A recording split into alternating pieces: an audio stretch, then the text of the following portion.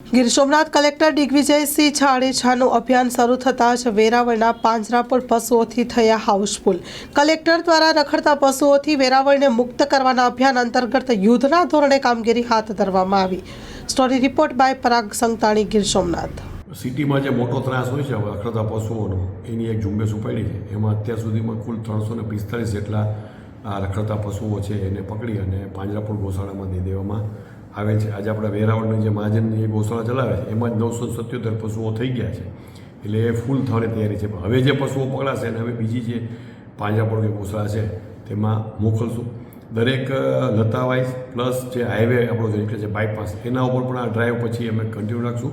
અને પશુથી જે અકસ્માતો થાય છે પ્લસ જે પશુ રેડિયાર છે એ પણ બિચારું હેરાન થાય છે, એ પ્લાસ્ટિક કે ઉકરડામાં એ માથું મારતા હોય છે। તો અહીંયા અમારે ગૌમાતા પોષણ યોજના છે મુખ્યમંત્રીશ્રીની, એમાં દૈનિક 30 રૂપિયા મળે દરેક પશુને, તો એ સહાય પણ અમે આપીએ છીએ। પ્લસ જે પાંજરાપોળના સેવાભાવી જે સંસ્થાઓ છે એ પણ પૂરતી કાળજી રાખે છે। દર અઠવાડિયે અમારા પશુપાલન અધિકારી છે એ આ દરેક પશુઓની ગૌશાળાની મુલાકાત લઈ અને પ્રોપર સારવાર પણ આપે છે।